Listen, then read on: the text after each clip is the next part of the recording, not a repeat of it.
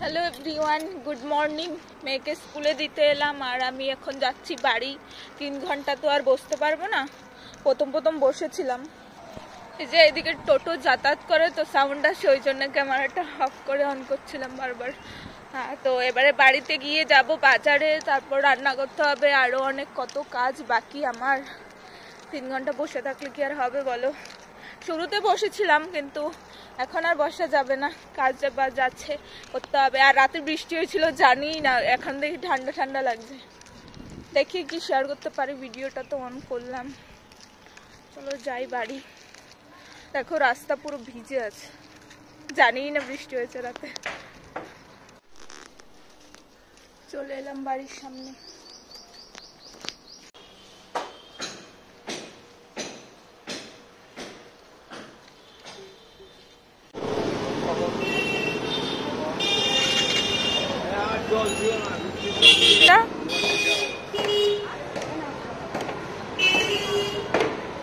একটা আটি 10 টাকা। হ্যাঁ বেশি দাও, দুটো দাও, দুটো।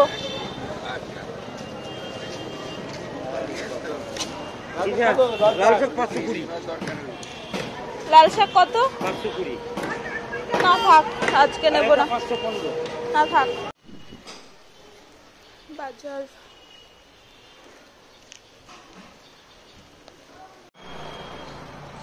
ছাতাটা নিয়ে এলে ভালো হতো। কি রোদ বাবা, মুখের মধ্যে পুরো রোদটা লাগছে। বৃষ্টি হয়েছে বলে ভেবেছিলাম হয়তো এত রোদ থাকবে না, কিন্তু রোদের মধ্যে তো খুব রোদ।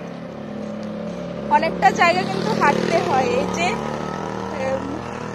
ওদের স্কুল থেকে মনোরমা কিন্তু দেখা যায়, কিন্তু দেখা গেলেও না অনেকটা, পায়ে হেঁটে 10-15 মিনিট বাবা, অনেকটা।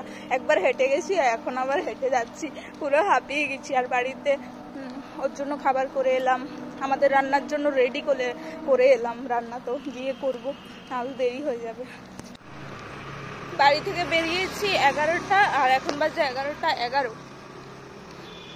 10 মিনিট প্রায় হয়ে গেছে, আরও 5 মিনিট হাঁটতে হবে। তারপরে এখানে হচ্ছে গেট পড়ে, তো ওখানে আবার অনেক সময় দাঁড়াতে হয় 2-3 মিনিট, 5 মিনিট। যাই, আসার সময় মেয়েকে নিয়ে তারপর টোটো করে আসবো, তখন তো আর হেঁটে যেতে পারবো না মেয়েকে নিয়ে, তাহলে তো হয়েই আমার অবস্থা খারাপ হয়ে যাবে। চলো পরে কথা বলছি। সত্যি কথা এটাই যে ছাতাটা এনে ভুল করেছি, রোদ পুরো মুখের মধ্যে বাবা, ভাবিনি এত রোদ লাগবে। কালকের থেকে আমার ছাতা নিয়ে আসতেই হবে, খুব রোদ। হেঁটেই যাচ্ছি, রাস্তা তো শেষই হচ্ছে না বাবা। মাম্মা স্কুল ছুটি হয়ে গেছে, তুমি কোথায় যাচ্ছ? ঘরে যাচ্ছ? চলো হাঁটো হাঁটো হাঁটো। খিদে পেয়েছে তোমার? হ্যাঁ, সেন্ট জন, দেখি মুখটা দেখি। আরে বাবা, পড়াশোনা করেছো তো স্কুলে? আচ্ছা চলো। বাবা এত রোদ, আর হাঁটতে পারছি না।